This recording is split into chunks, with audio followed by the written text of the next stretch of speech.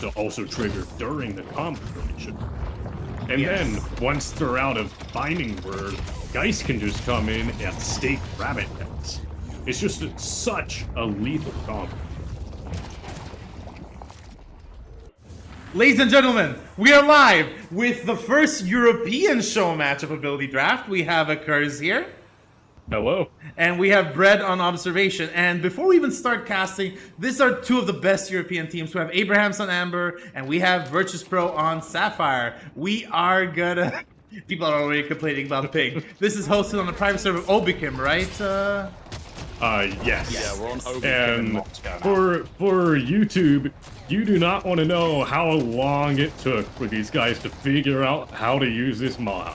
1 hour and 6 minutes. Anyhow, let's go through the abilities left and right before we even start casting. So we start with Holiday, Sleep Dagger, Powder Keg, Bounce Pad, Assassinate.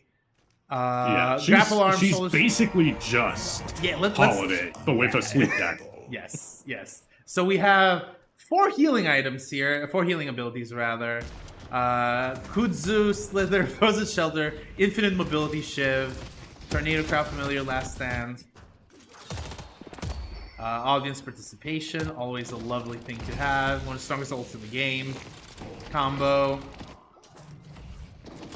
Yeah, I mean, like, Return to Shadow is going to be very powerful. I'm not casting this just because we want to run through these all and then talk about combos, because if we just spend like 5 minutes analyzing everyone, you would miss what everyone else is playing. McGinnis has Fixation, just so making you aware of what's going on. And that's everyone, right? Okay, thank God.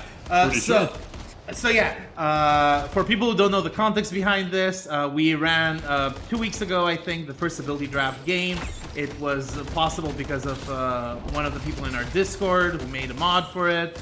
And after that, we got the attention of Hydra Nation, a bunch of NA teams. Oh, look at that freaking carry fest there. Yeah, that's 1 punch away. Will he be able to get it? Yes, he will.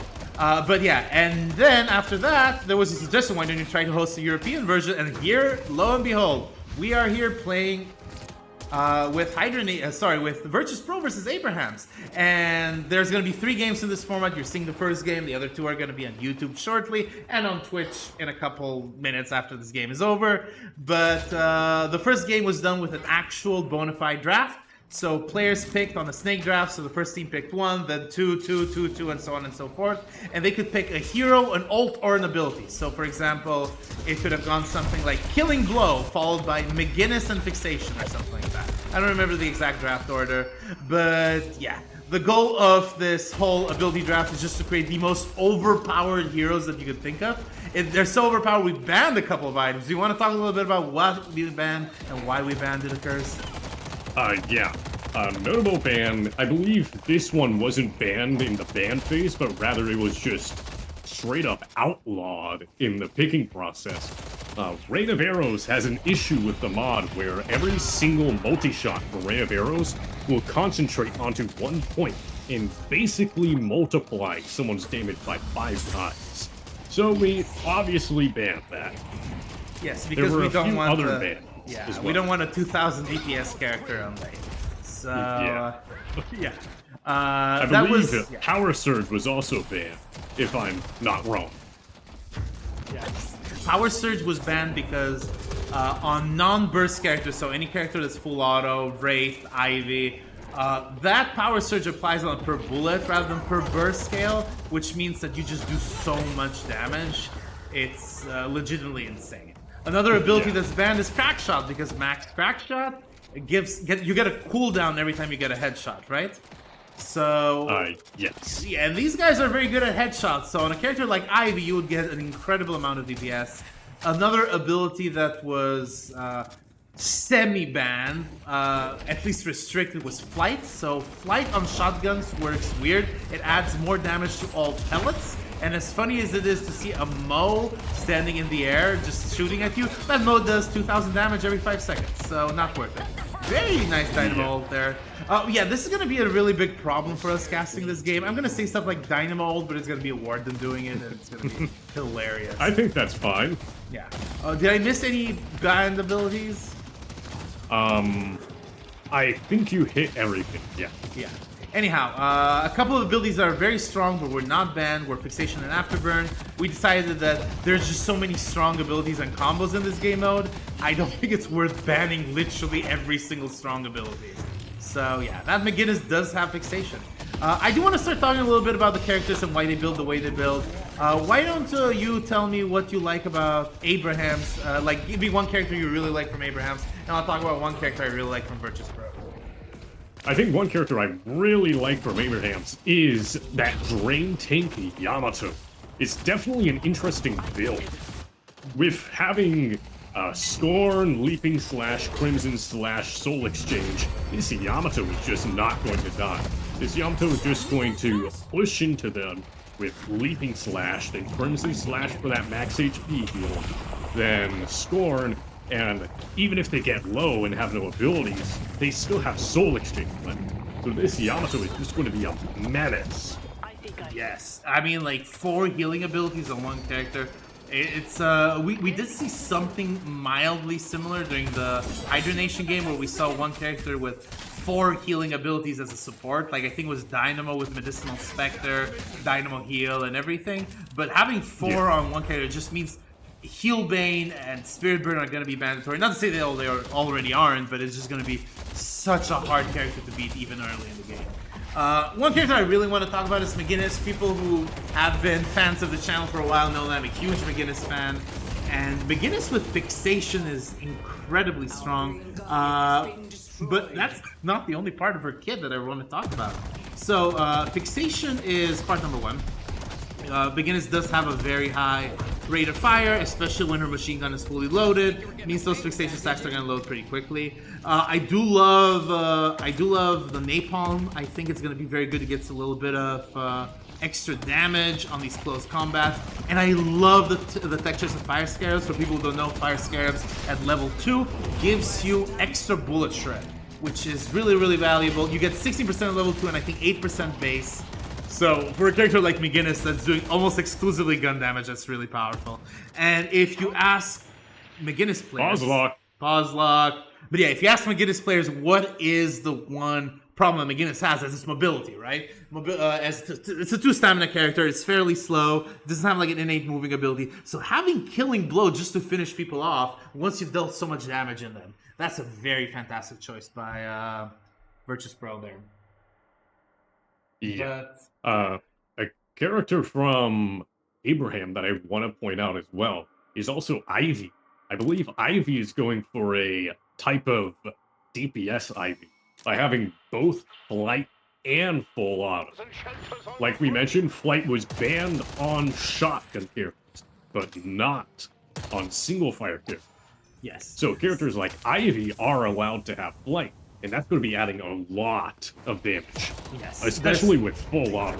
Yeah, there's 2 flat damage things there, right? Because both Flight and Full Auto had extra DPS. Also, can we see how funny the Flight animation is? You just look like you're walking. Nice ult coming in, gets the Ivy off the ground. But yeah, it's a very, very powerful ability. And the one thing that I do want to talk about is this plus bullet damage idea. We saw it a little bit in the Hydronation game where we had Ivy actually with Lash Grapple, and the idea was to get her plus 6 bullet damage every time she grappled and get closer to enemies. But yeah, so far so good. We see that in the early stage, Abrahams has already taken a little bit of a lead, 6k, 7k, and of course losing all the Guardians already. Very dangerous situation. Yamato very deep in enemy territory, so will she be allowed to live there? It seems like no. I do see guys collapsing, but yeah, the big fight right now is on this one.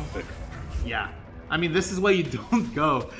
This is going to be a very big problem for all the players. It's just adapting to the character choices. So think about it this way, right? If you play McGinnis or Yamato, you have a very good understanding of your character's kit, abilities, and limits, especially if you're playing at the level these guys are playing, and these are some of the best players in Europe, right?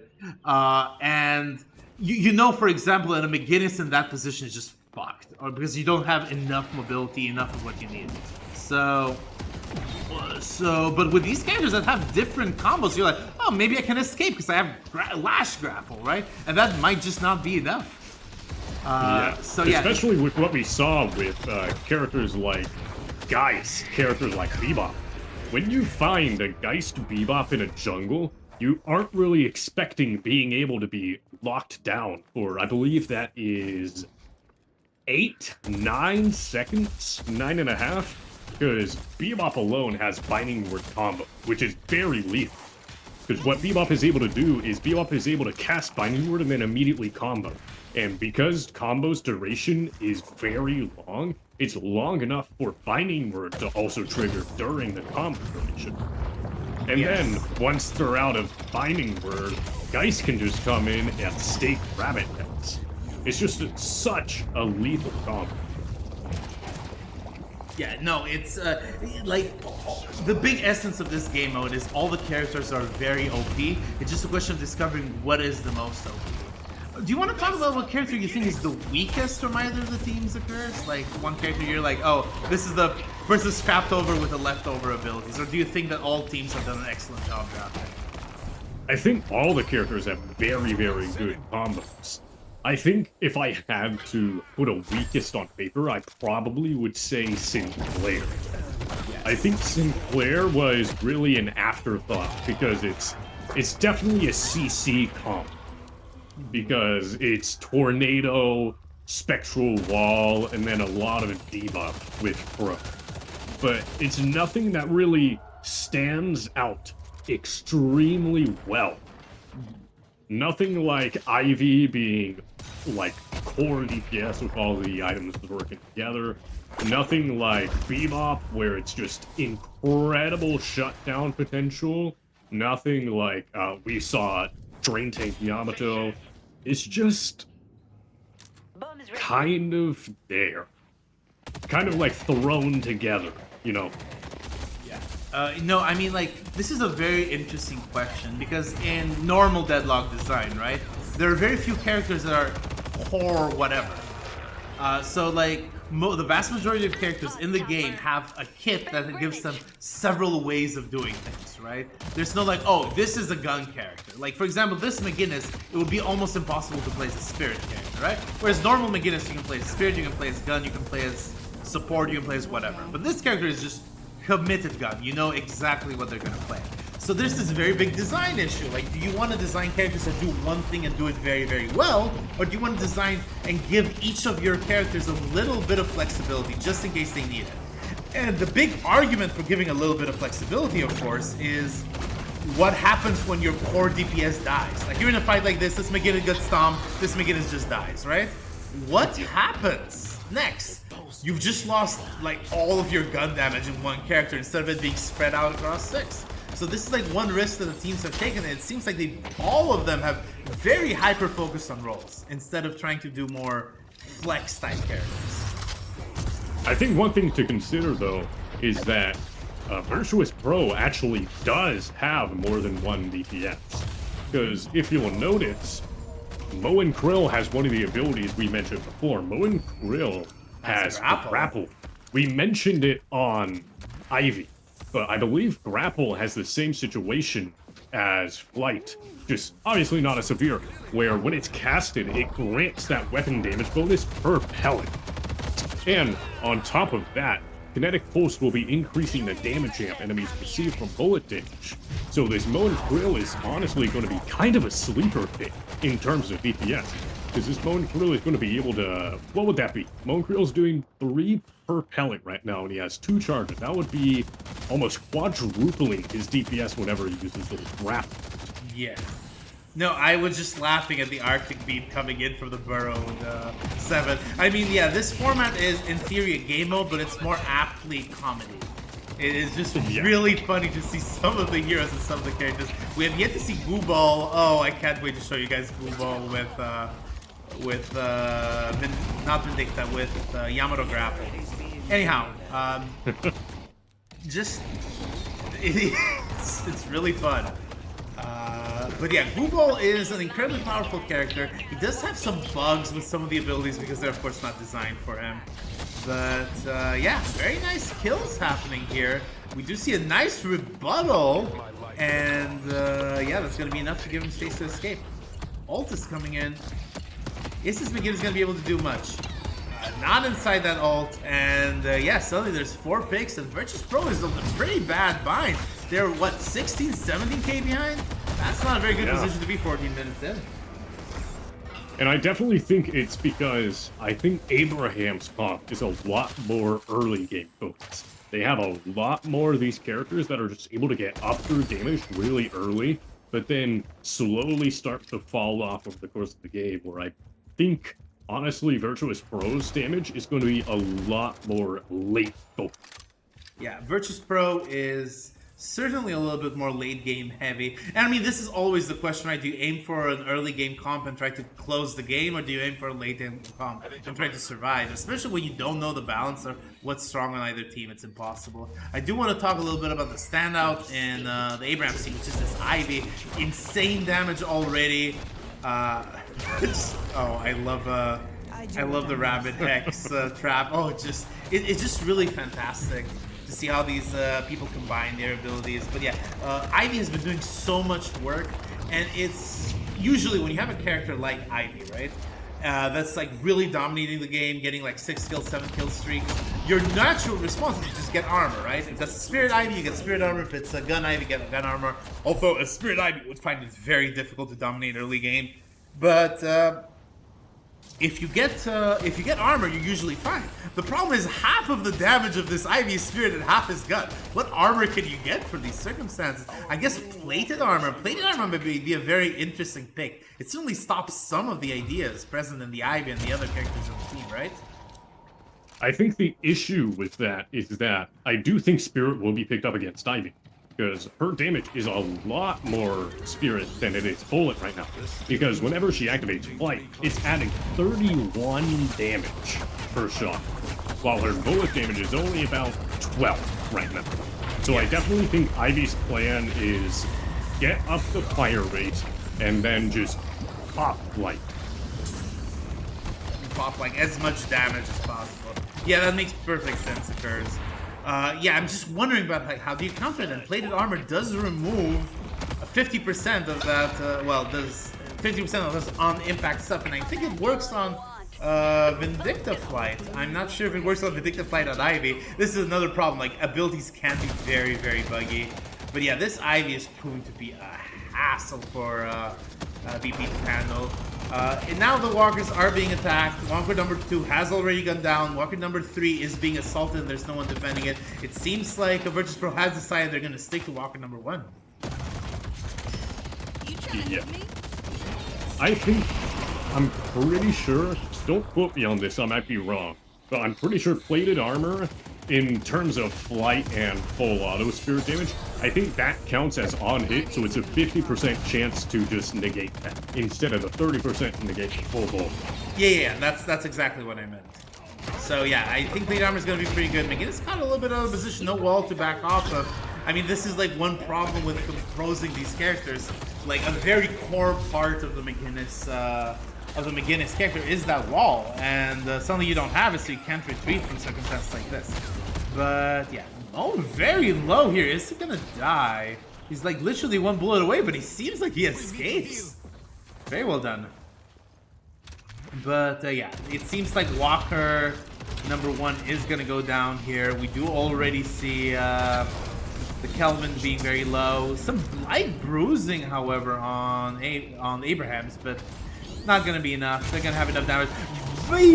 Oh, did you see that 7 get caught out of position? And the Bebop hook comes on the Bebop. That's always really funny to see. Mo is chasing, and Sap is dead. The Walker is still living. Mo is, however, down. Unfortunately. That Ivy, I don't think they're really used to flight being this lethal early game. I really think what they need to do is either the plated armor idea you mentioned, or they just need to get a knockdown. Because the issue with plated armor is that if you get plated armor against this, well, the Ivy is just going to buy armor piercing. And then that plated armor is much, much less effective. If you get knockdown, you can just root out the source of it and immediately cancel that flight. And when you cancel that flight, that's going to cut the Ivy's DPS down by like 80%. Yeah, knockdown is going to be really powerful, but of course knockdown can be countered by a debuff remover. This is like the one nice thing about the new version of the game plus the item shop change. It's every single item in the game does have some counterplay somewhere hidden in the shop, right? Even items that are normally never played, like Cheat Death, could be used in specific scenarios. Yeah. Ooh, big counter there. Big mid. This is a relatively early mid as well. Yes, I think they're taking this mid. Virtus steals mid! Wow! Very well done. They're gonna get a couple kills for it, but like, still very, very worth it for them. In such a bad position, stealing mid is one of the few things that they can do to catch up. Very well done. But yeah, that was just incredible play by Virtus.Pro. yes. They did lose a bunch of people for that, but I think that was worth it. They're still 40k down, but preventing that rejuve might have just saved them just a few more valuable minutes for the game. Yes. And those valuable minutes are surely going to be coming in handy. My guess is that something with the urn can be forced. With the new way that the urn works, you have a lot more damage coming in a lot more quickly if you try to hold the urn. So it's not something you can hold permanently, and the urn is on Virtus.Pro's side. So that's going to be a very good comeback mechanic for them. And if an urn fight is forced, regardless of outcome, and of course that's probably going to be very Abrahams leaning, it's just the lanes are going to auto-push themselves. And you might be able to get one of those sidewalkers, get that very valuable flex slot. That seems the game plan right now. Why don't we talk a little bit about items? Do you see any interesting items being bought by any of the characters occurs? Let me check real quick. We do see a Boundless Spirit on Ivy, which normally you wouldn't really see. We also see a Spirit Rend on it. I think these buys are mostly because a lot of her damage now is bullet. I mean, not bullet, Spirit. Yeah, because that on hit from Spirit is just so much. Did that say 41 Spirit damage per bullet, or did I misread that? Yeah. And that's just from flight alone. And Polano is also going to be removed. 13, yeah. Yeah, Polano is also going to be moving 13 volt. I mean, adding 13 volt. Might have. Lovely. So, just in case you know what's happening with this Ivy. But yeah. Already, however, Virtus.Pro has had 3 picks on them. Jamside does get, however, pick. Getting that Ivy out of position is very valuable. Bebop is fighting here. Gets sniped out. Is there going to be another pick? Yes, there is. And yeah, I think Abrahams has completely neutralized their mid loss. With no loss of walkers either, so they're in that is not horrible great. position. They also, Virtus.Pro also has 2 people without rejuve now, which is not good in the slider. Yeah, it's gonna be very, very difficult. Urn is being pushed. Can it be contested by this beginners of this Mo? I don't think so. You can get a pick maybe out of it, but not even. That Yamato is gonna survive. Very big Warden ult, well, Dynamo ult, whatever. And that's 2 more deaths. I do think the game is very close to being over right now, unfortunately. But yeah, very nice game number 1 so far. The urn has been delivered. Yeah, and Abrahams is 60,000 ahead of Virtus.Pro right now. I think it might have just been a draft difference.